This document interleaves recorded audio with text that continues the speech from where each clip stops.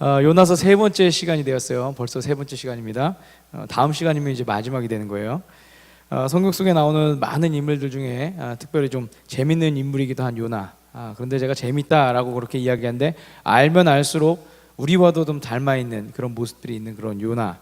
그 이야기 오늘 계속해서 같이 해 나가려고 합니다. 먼저 지난 시간의 이야기들을 우리 잠깐 살펴보고 오늘 말씀을 같이 보도록 하겠습니다. 요나서 첫 번째 시간에 우리는 요나라고 하는 이 사람이 하나님의 뜻이 자신과 맞지 않는다라고 해서 도망을 갔던 그런 모습을 보았습니다. 그것도 하나님께서 가라고 하셨던 그런 그 니느웨라고 하는 도시와는 완전히 정반대인 그 스페인으로 갔죠. 지도 보여주세요. 완전히 그 반대 방향으로 갔습니다. 당시 그 요빠 즉 이스라엘 그 부근에서부터 그 다시스까지는 약 한 4,000km 정도 떨어진 그런 거리였는데 그곳으로 이제 요나가 갔어요. 단순히 그 다시스로 갔다 이것이 아니라 하나님의 눈을 피해서 세상 끝까지 갔다. 우리가 이렇게 봐야 된다라고 그렇게 이야기를 했습니다. 그런데 그의 계획이 실패로 끝나게 되었고 결국은 큰 물고기에 잡아먹혀서 사흘 밤낮을 그 뱃속에 머물게 되었다. 이것이 이제 요나서 2장의 내용이었습니다. 굉장히 절망적인 상황이었죠. 죽음과 맞닿은 그런 상황이었다고 말할 수도 있을 것입니다. 그런데 그는 그곳에서 하나님의 구원의 손길을 깨닫게 되고 그리고 그것에 대해서 감사의 기도를 올려드리죠. 결국 물고기 뱃속에서 나온 요나는 하나님께서 말씀하셨던 니느웨라고 하는 그런 도시로 다시 발걸음을 옮깁니다. 여기까지가 이제 2장에까지 나왔던 그런 내용이었습니다. 저는 개인적으로 요나서가 여기서 끝났으면 참 좋겠어요. 요나서가 여기서 딱 끝나면 참 좋겠어요. 얼마나 멋있습니까? 하나님께 불순종했던 그 한 사람이 하나님의 뜻을 깨달았어요. 그리고 순종을 하고 그 길을 다시 떠납니다. 비록 한 번의 실수는 있었지만 그런데 거기서 멈추지 않고 하나님께서 다시 한번 기회를 주셔서 그 길을 다시 가는 거예요. 이렇게 가서 끝나면 해피엔딩 이렇게 이야기할 수 있겠죠. 그런데 요나서는 여기서 또 한 번의 반전을 탁 들어갑니다. 영화가 쉽게 풀려가는 것 같고 주인공의 마음대로 딱 가는 것 같은데 그런데 거기서 또 한 번의 그 꺾임이 있는 거예요. 아직도 요나는 니느웨라고 하는 그런 도시와 그곳의 사람들에 대해서 좋지 않은 그런 감정을 갖고 있기 때문입니다. 정확하게 말하면 요나는 니느웨와 그곳 사람들이 회개하고 돌아오기를 원하지 않는 거예요. 굉장히 이상하죠? 그래서 그는 불성실하게 하나님께서 맡기신 일을 합니다. 우리 함께 요나서 3장 3절과 4절의 말씀을 같이 읽겠습니다. 시작. 요나는 주님께서 말씀하신 대로 곧 길을 떠나 니느웨로 갔다. 니느웨는 둘러보는 데만 사흘길이나 되는 아주 큰 성읍이다. 요나는 그 성읍으로 가서 하룻길을 걸으며 큰 소리로 외쳤다. 40일만 지나면 니느웨가 무너진다. 자, 성경이 말씀하고 있는 그 니느웨라고 하는 그 성의 크기는요, 둘러보기만 하는데도 좋기 사흘은 걸릴 만큼 굉장히 큰 도시였습니다. 예전 그 사진을 보고 내는 게 있는데 한번 볼까요? 사진이 아니라 상상해서 그린 그 그림이죠. 그냥 봐도 굉장히 좀 발전한 그런 도시인 걸 알 수 있죠. 아시리아의 수도예요. 과거 그 고대 그 오리엔트 지방을 통일했던, 오늘날 치면 뭐 한 굉장히 강대국이죠. 미국이나 중국과 같은 그런 강대국의 그 수도였던 그런 나라입니다. 사흘 정도 걸린대요. 둘러보는 데만 사흘이 걸린다 그랬어요. 꼼꼼하게 보는 것도 아니고 그냥 휙 둘러보는 데만 사흘이 걸려요. 이것을 거리로 계산하면 대략 한 60에서 80km 정도 돼요. 한 사람이 그 하루에 걸을 수 있는 거리가 한 20km 정도라고 한다면 60에서 80km 정도 될 거예요. 그리고 실제로 고고학자들에 의해서 발견된 그 니느웨 성읍이라고 했으니까 그 성벽으로 둘러싸인 곳만, 우리로 치면은 동대문, 서대문, 남대문, 북대문 그 안쪽에 있는 고기만, 그 지름만으로도 지름이 약 5km 정도 됐어요. 여러분 5km 정도면요, 우리 교회를 기준으로 해서 오목교역까지의 거리입니다. 여러분들이 잘 감이 안 오실 것 같아서 오목교역까지 지하철 거리가 5km가 그 정도 거리예요. 짧은 거리는 아니에요. 자, 그리고 인구 밀도가 높았던 그 주변 지역까지, 그러니까 니느웨 성이라고 불렸던 니느웨 성이라고 불릴 수 있는 그곳, 사람들이 다 모여 있는 뭐 니느웨 시민 이렇게 사람들이 다 고백하는 그런 지역까지 다 합치면은 지름만 30km 정도입니다. 이렇게 쭉 지름만 30km 정도예요. 30km 정도면 어디까지일까요? 무슨 역까지일까요? 제가 어제 찾아봤더니 잠실역까지 가는 거리입니다. 잠실역까지인데 그냥 직선거리도 아니고 어제 그 내비게이션을 찍었더니 쭉 가다가 그 성산대교 타고서 북쪽으로 올라갔다가 강변북로 타고 다시 내려와서 그 밑으로 내려오는 거리. 실제로 직선거리로 하면 아마 강동구까지도 또 넘어가는 아마 그 정도 거리가 될 겁니다. 30km면 꽤 먼 거리예요. 하루 만에 가라 그러면 쉽게 가지도 못할 그 거리예요. 자, 즉 니느웨라는 이 도시 자체가 오늘 서울시의 약 3분의 2 아니면 그 이상 되는 정도의 굉장히 큰 규모의 도시였다는 것이죠. 요즘같이 교통이 발달한 시대에도 그 정도의 규모면 굉장히 큰 도시, 큰 규모의 도시인데 과거 사람들의 눈에는 오죽했을까요? 그래서 성경은 니느웨의 규모에 대해서 이야기할 때 하나님 앞에서, 이 개역개정에는 이렇게 나와 있어요. 하나님 앞에서 큰 도시였다 이렇게 나와요. 하나님 앞에서. 이것은 뭐냐면 이 말은 일단 성경 안에서 최상급이에요. 최상급. 제일 큰 거예요. The largest가 되는 거예요. 제일 큰 거예요. 즉 자신들이 표현할 수 있을 만큼 굉장히 큰 성이었다라는 것입니다. 그러니 그 도시를 두루 다녀보려면 사흘길도 사실은 빠듯하다라고 말할 수 있을 그런 거리죠. 그런데 여러분, 오늘 말씀 속에서 요나가 며칠 동안 그 일을 했다 그랬습니까? 며칠 동안 그 일을 했다 그랬나요? 뭐라고요? 하루. 하루 동안 그 일을 했다 그랬어요. 사흘이 아닌 고작 하루 동안 그 일을 했다 그랬습니다.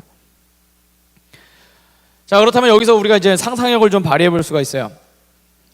첫 번째 경우는 그가 무시무시한 속도로 뛰어다니는 겁니다. 정말 그 바람과 같은 속도로 뛰어다니면서 곳곳을 뛰어다니는 거예요. 그래서 사흘길, 남들이면 사흘길 달릴 거리를 남들보다 3배가 되는 그런 속도로 막 달리는 거예요. 우샤인 볼트 같은 사람이 막 계속 달리는 거예요. 쫙 돌아다니면서 막 계속 얘기하는 거죠. 니네 다 망한다 막 이러면서 돌아다니는 거예요. 이게 이제 첫 번째 가정이고요. 두 번째 가정은 뭐냐면 요나가 그 도시의 3분의 1만 다닌 겁니다. 사흘길 다녀야 될 거리를 하루만 딱 다닌 거예요. 사흘길 이렇게. 예를 들면 뭐 강서구 정도 이렇게 이제 다닌 거죠. 이 둘 중에 뭐가 맞는지는 잘 모르겠어요. 이 둘 중에 뭐가 맞는지는 잘 모르겠는데 분명한 사실은 그가 하나님의 일을 하는 데 있어서 결코 성실하게 하지는 않았다라는 것이죠. 우리는 이런 결론을 오늘 말씀을 통해서 내릴 수가 있습니다. 그냥 대충 성의 없이 일한 표만 내고 그친 것이죠. 마치 우리가 학창 시절에 하기 싫은 숙제는 막 대충 해갖고 막 이렇게 내는 것과 같은 그런 모습, 그런 모습이 오늘 요나 가운데 있었다는 것입니다. 자, 오늘 저는 그런 요나의 모습을 보면서 이렇게 그에 대한 정의를 좀 해봤습니다. 하나님의 일에 관심이 없던 사람이라고 말입니다. 요나 이퀄 하나님의 일에 관심 없는 사람, 그죠? 3장이 보여주고 있는 요나의 모습은 바로 그래요. 그렇습니다. 요나는 니느웨가 회개하고 돌아오길 원하시는 하나님의 그 마음에 관심조차 없었던 그런 사람이었습니다.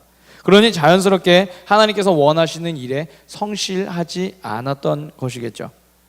다시 말하면 그의 본성이 원래 성실하지 않고 게을렀다기보다는 하나님의 일에 관심이 없었기 때문에 그런 행동을 했다고 봐야지 옳다라는 것입니다. 그가 니느웨가 아닌 스페인으로 도망갈 때 이 요나가 굉장히 신속하고 명철하게 그 일을 했던 것 여러분 다 기억하시죠?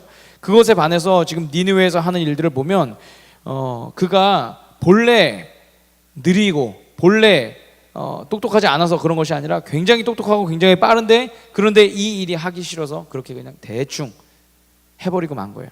하나님 했어요 이렇게 하고서 끝난 거죠. 그런 요나의 모습은요, 그가 전한 메시지를 보아도 알 수 있습니다. 보통 예언서들을 보면요, 이 요나서뿐만 아니라 그 뒤에 나오는 그 앞에 나오는 그 예언서들을 보면 예언자들의 그 예언에는 기본적인 패턴이 있습니다. 뭐냐면 심판의 말씀을 전해요. 너네 그렇게 하면은 혼난다 전해요. 그리고 그에 덧붙여서 죄를 하나씩 지적해줘요. 너 11조 아니면 너 하나님 앞에 성실하지 않았지, 너 예배 똑바로 안 드렸지, 이렇게 지적해줍니다. 그리고 그렇게 해서 하나님께서 심판하시려는 까닭을 밝힌 다음에 그 다음에 회개할 것을 요구해요. 너 이제 그러지 마, 돌아서 하나님 앞으로 돌아와, 이렇게 얘기를 해요. 그리고 그렇게 이야기하는 그 이유는 뭡니까? 백성들에게 반드시 심판이 끝은 아니다라는 것을 알려준 거예요. 돌아오면 기회는 있다라는 거죠. 하나님의 마음은 그거예요. 돌아오면 기회는 있다. 돌아오면 다시 회복시켜줄게. 돌아오면 내가 용서해줄게. 이게 예언서가 우리 가운데 보여주고 있는 그 예언자들의 공통적인 그 메시지의 패턴이에요. 자, 그런데 오늘 성경 속에 나온 그 요나의 그 메시지를 본다면 그런 내용들이 전혀 없습니다. 뭐라고 나옵니까? 40일 뒤에 니느웨가 무너진다. 이게 그가 전한 메시지의 끝이에요. 40일 뒤에 니느웨가 무너진다. 이거예요. 이게 뭔가요? 일기예보도 아니고. 그만큼 요나는 하나님의 마음에 관심이 없었던 거죠. 아니 오히려 하나님의 뜻대로 되지 않았으면 좋겠다라는 그런 생각을 그가 마음 가운데 품고 있었다라는 것입니다. 그런 그의 모습은 우리가 그래서 다음 주 4장에서 또 살펴볼 예정입니다. 다음 주도 기대해 주시고. 자, 오늘 말씀 다시 돌아와서, 사랑하는 여러분, 사실 사람들은 누구나 그 좋아하는 일에 있어서는 자신의 모든 것을 다 걸 만큼 최선을 다합니다. 그렇죠? 한 20년도 더 된 일인데, 제가 알던 저희 이웃 형 한 명은요, 학교에서 하는 그 일본어 공부는 굉장히 싫어하면서 일본에서 만든 그 드래곤볼이라고 하는 그런 게임이 있어요. 예전에 그 8비트 게임기에 그 팩 꽂아갖고 이렇게 하는 그런 게임기 있어요. 그래갖고 그 게임을 하려면 그 일본어를 쫓아가면서 뭔가를 막 맞춰야 돼요. 글씨를 맞춰갖고 패스워드를 맞추고 그래야지 그 다음 라운드로 넘어갈 수 있고 뭐 이런 것들이에요. 자, 근데 이 형은 학교에서 하는 그 일본어 공부는 굉장히 싫어하면서 게임을 하기 위해서는 그 일본어를 계속해서 써놓으면서 막 이렇게 적어가면서 했던 것을 제가 본 적이 있습니다. 그것도 꾸준히 성실하게 변함없이 그 게임을 계속해서 해나가는 것들을 보았습니다. 우리 모두가 잘 알고 있는 그 어떤 친구들, 학창 시절의 그 어떤 친구들, 그 사람들은 쉬는 시간을 아주 성실하게 알차게, 뭐 저희 때 같은 경우는 6층에서부터 지하 1층에 있는 그 매점까지 뛰어내려와서 우동 한 그릇 후다닥 먹고서 그 다음에 다시 6층까지 뛰어 올라가서 그렇게 아주 성실하게 그 쉬는 시간을 보내면서 공부 시간에는 잠만 자고 딴짓하는 그런 아이들. 여러분은 아니에요, 그죠? 여러분 얘기는 아니에요. 내가 알고 있는 그 친구예요. 내가 알고 있는 그 친구는 분명히 그런 친구예요. 여러분은 아니에요. 근데 아마 그 친구도 다른 교회에서 이런 이야기를 듣고 있으면 아마 또 우리 안에 있는 누군가를 기억할지도 잘 모르겠어요. 아무튼 오늘 우리 안에서는 나는 아니고 저도 아니고 여러분도 아니고 내가 알고 있는 어떤 그 친구, 그 친구는 보통 그렇죠. 공부 시간에 잠만 자고 딴짓하고 쉬는 시간에 벌떡 일어나고 또 막 놀다가 또 수업 종이 딱 쉬면 탁 이렇게 하고. 자, 부모님들은 보통 그런 학생들을 보면서 뭐 불성실하다, 뭐 단정지어서 뭐 게으르다, 느리다, 뭐 이렇게 이야기하는데 사실 그들의 삶을 보면 매우 성실하게 시간을 보내려는 일과 그렇지 않은 일이 있다라고 그렇게 말해야지 오는 거예요, 그죠? 자신이 집중하고 있는 일과 자신이 집중하기 싫은 일, 이렇게 나눠져 있다는 거죠. 자, 이런 모습은요 사실 우리 신앙 가운데서도 나타납니다. 하나님께서 우리를 축복하신다라는 그런 이야기, 또 우리 인생이 잘 될 거다라는 그런 이야기에는 사람들이 열광하고 만족하고 그렇게 하면서도 정작 하나님을 위해서 우리가 무엇인가를 해야 된다라고 하는 그런 메시지에는 다들 힘들어하고 때로는 고개를 절레절레 흔들고 하나님 너무 힘듭니다, 이렇게 우리가 또 이야기하지 않을까요? 더구나 하나님이 일을 하고 나서 나에게 주어지는 이득이 아무것도 없어요. 손해만 오히려 있는 것 같아요. 그렇게 되면은 우리는 이렇게 이야기할 것 같아요. 하나님, 다시는 그런 말씀 하지 마세요. 다시는 그런 말씀 하지 마세요. 아마 이렇게 이야기할 수도 있을 것 같아요. 저 부담돼요. 하나님 부담돼요. 저 그냥 이렇게만 그냥 하나님과 적당히 거리를 유지하면서 가고 싶어요. 우리가 이렇게 얘기할 수도 있어요. 왜 그럴까요? 우리는 우리의 일에는 관심이 굉장히 많은데 하나님의 일에는 관심이 덜 하기 때문이죠. 우리 일에는 굉장히 많은 관심과 열정이 있는데 하나님의 일을 하는 데 있어서는 그것보다는 조금 덜 하거나 아니면 아예 관심조차 없거나 그렇기 때문에 이런 일들이, 이런 모습이 우리 가운데 나오는 것이겠죠. 오늘 말씀 속에 요나도 마찬가지입니다. 그러나 하나님께서 원하시는 일에 눈꼽만큼도 관심이 없던 그런 사람이었습니다. 물고기 뱃속에서 그렇게 하나님을 찬양하면서 그렇게 나왔지만 정작 자신이 다시 니느웨로 가야 한다라는 그런 말씀에 대해서는 여전히 관심이 없는 거예요. 가서 해야 할 일이 있다, 하나님의 말씀에 대해서는 여전히 관심이 없는 거예요. 즉 자신이 구원받을 일에 대해서는 굉장히 신속하고 성실했겠지만 그런데 다른 이들이 구원받을 일에 대해서는 관심이 없으니 어떻습니까? 불성실할 수밖에 없죠. 불성실할 수밖에 없어요. 그래서 사흘 길이 아닌 고작 하루 길만을 다니면서 나 몰라라 하면서 그대로 주저앉아 버렸던 거죠. 아마 스스로는 그것도 잘했다라고 스스로 위안을 삼았을지도 모르겠어요. 이 정도면 훌륭해, 이렇게 얘기했을 수도 있어요. 마태복음 25장에 나오는 그 달란트의 비유를 보면요, 두 부류의 사람이 나옵니다. 주인께 칭찬을 들은 종들과 혼이 나서 쫓겨난 종, 이렇게 해서 두 부류의 사람이 나와요. 어느 날 주인이 먼 곳으로 여행을 갑니다. 그리고 가서 자신의 재산을 믿을 만한 종들 셋에게 나눠줍니다. 각각의 능력에 따라서 그 달란트들을 나눠줘요. 5달란트, 2달란트, 그리고 1달란트 이렇게 나눠줍니다. 그리고 이들 중 5달란트 받은 사람과 2달란트 받은 사람은 열심히 일을 해요. 그리고 2배의 수익을 남깁니다. 반면에 1달란트 받은 사람은 어떻게 됐습니까? 그것을 고스란히 땅에 묻어두고는 주인이 올 때까지 건드리지도 않았습니다. 그렇게 시간이 흘러서 주인이 다시 집에 돌아왔을 때 종들은 주인이 자신에게 맡긴 돈을 어떻게 사용했는지 보고를 하죠. 5달란트 받았던 사람과 2달란트 받았던 사람들은 각각 자신들이 받은 금액과 그것으로 얻은 수익까지 함께 주인에게 돌려줍니다. 그러자 주인이 크게 기뻐하면서 이들을 칭찬합니다. 단순히 종들이 돈을 많이 남겼기 때문일까요? 우리 생각에는 그럴 수도 있을 것 같은데 그런데 아닙니다. 주인의 칭찬의 핵심이 있어요. 그것은 뭐냐면 성실함이었어요. 성실함. 잘하였도다 착하고 충성된 종아. 성실함이었어요. 자, 그렇다면 여러분, 이 종들은 어떻게 성실할 수 있었을까요? 이들은 주인이 무엇을 원하고 있었는지, 그리고 즉 주인의 관심이 무엇인지에 대해서 파악하고 그대로 움직였기 때문에 그 성실하게 그 일들을 할 수 있었던 것이죠. 다른 말로 하면은 주인이 어떠한 것들에 대해서 관심이 있는지 자신도 그 관심을 같이 공유를 했던 거예요. 그러다 보니까 그 일을 동참할 수 있었던 거죠. 하지만 1달란트 받았던 사람은 주인의 관심에 대해서 신경조차 쓰지 않았던 그런 사람입니다. 그러다 보니까 어떻습니까? 주인이 원하는 일을 성실하게 감당하지 못했던 것이죠. 이 두 부류의 사람들 중에 주인한테 손해를 끼친 사람은 아무도 없어요. 그렇기 때문에 주인이 너는 1달란트 받았던 사람은 너는 손해를 끼쳤기 때문에 너는 악한 종이야 이렇게 얘기한 게 아니에요. 주인의 일에 관심이 없었기 때문에 불성실했던 그의 모습을 주인이 책망했다라는 것이죠. 그래서 혼나고 쫓겨나게 됐다라는 것입니다. 제가 앞서서 우리 미션 임파서블 그걸 보여줬는데 영화 007 시리즈나 미션 임파서블 그 시리즈를 보면요, 주인공들이 자신에게 주어진 미션을 수행하는데 정말 누구도 따라올 수 없을 만큼 성실하게 그 일을 합니다. 달리는 기차 위로 막 뛰어내리기도 하고 그리고 고층 호텔 유리벽을 장갑 하나 끼고서 막 의지해서 막 올라가기도 하고요. 때로는 이들이 계획했던 것과 많은 위험과 변수들이 생기기도 하지만 결코 그것에 굴하지 않고 그 일들을 완수해냅니다. 왜 그럴까요? 돈 때문에 그럴까요? 영화에서는 굳이 그렇게 보여주지 않습니다. 적어도 영화에서 보여주는 이들의 모습은 자신에게 주어진 미션을 어떻게 수행할 것인가, 여기에만 관심이 있는 거예요. 그들이 관심이 있으니까 목숨도 위태롭지만 그러나 그것에 굴하지 않고 그 일을 하는 것이죠.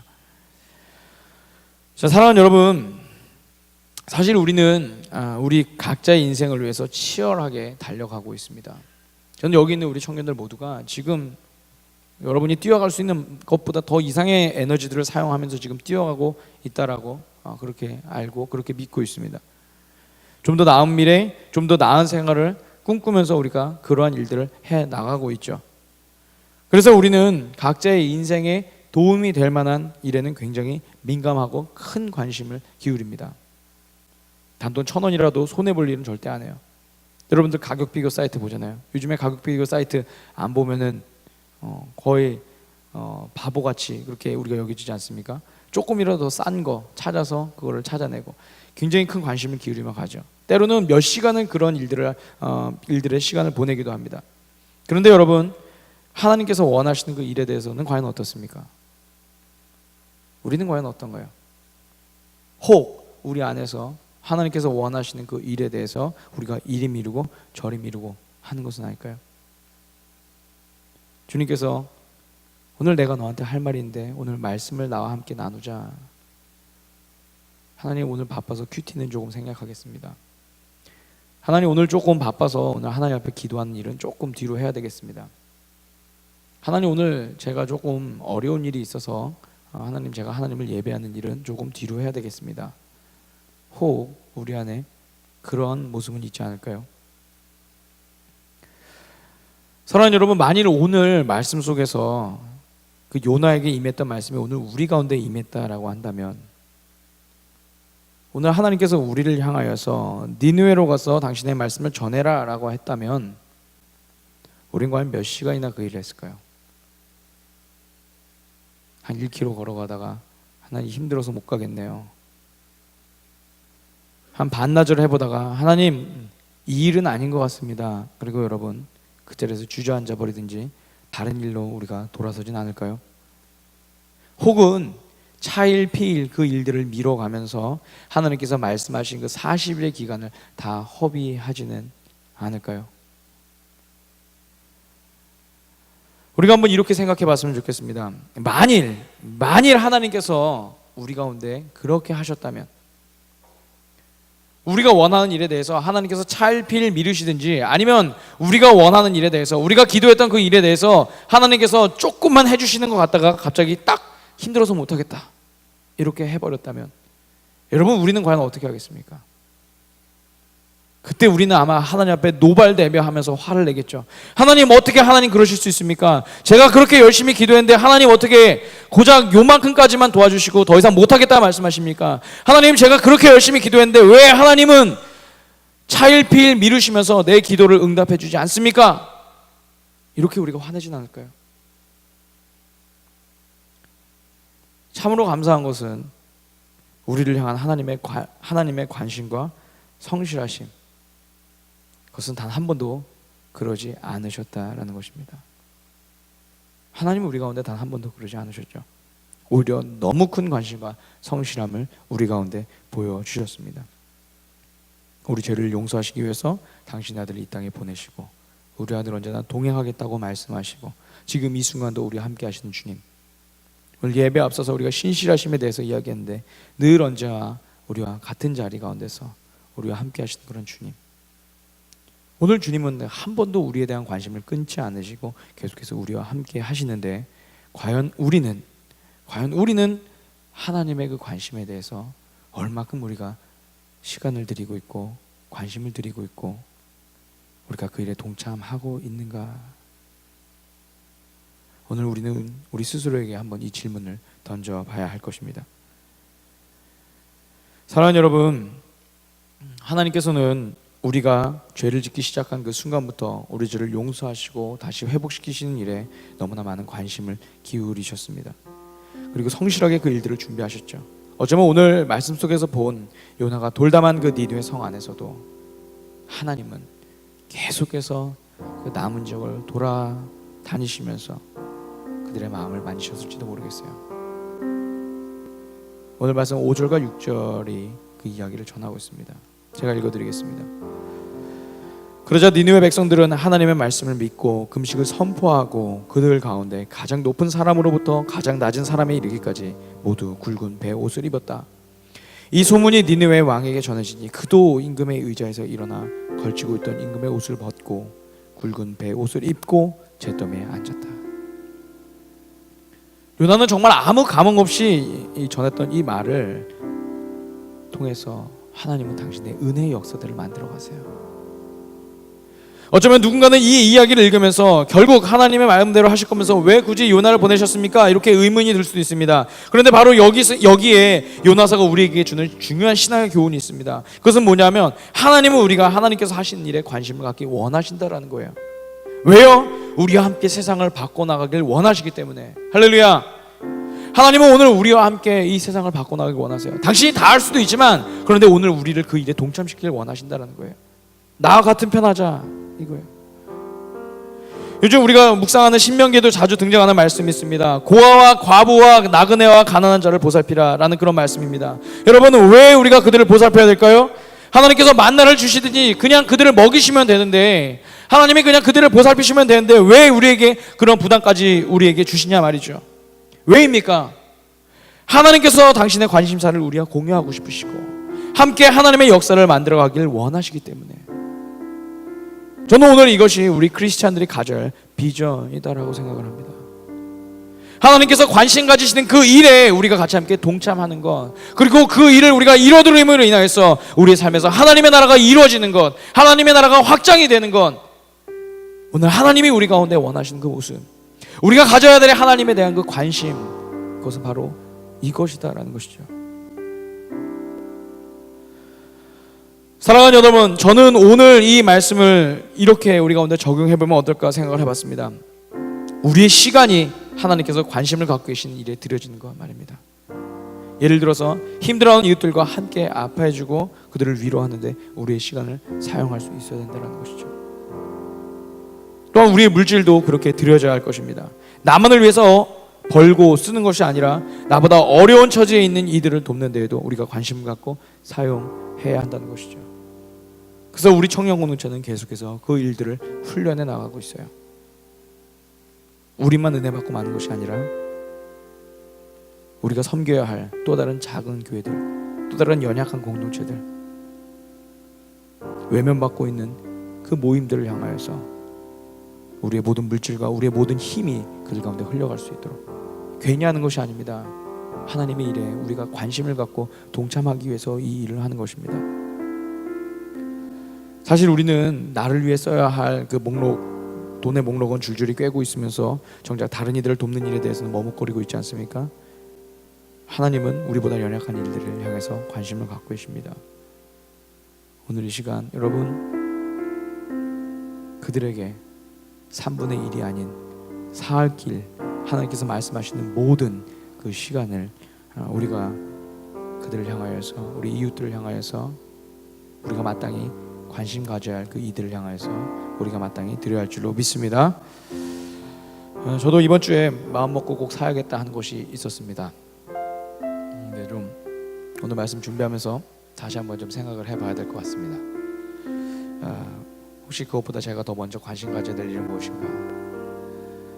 또 하나님께서 지금 바라보고 계신 곳을 내가 지금 바라보고 있는가라고 말이죠. 아마 저뿐만 아니라 오늘 말씀 나눈 여러분들 마음 가운데서도 성령님께서 깨닫게 하시고 또 원하시는 일들이 있을 줄 믿습니다. 그리고 그 일들에 대해서 여러분 마음 가운데 특별한 그런 마음이 들었다고 한다면 이번 한 주간 하나님을 위해서 그 일을 성실하게 행함으로 여러분의 삶 가운데서 하나님의 나라를 확장하고 그리고 하나님의 가치관으로 세상을 변화시키는 그런 멋있는 우리 하늘빛교회 청년들, 우리 사부 예배자들, 그런 저와 여러분 되시길 주님의 이름으로 축원합니다.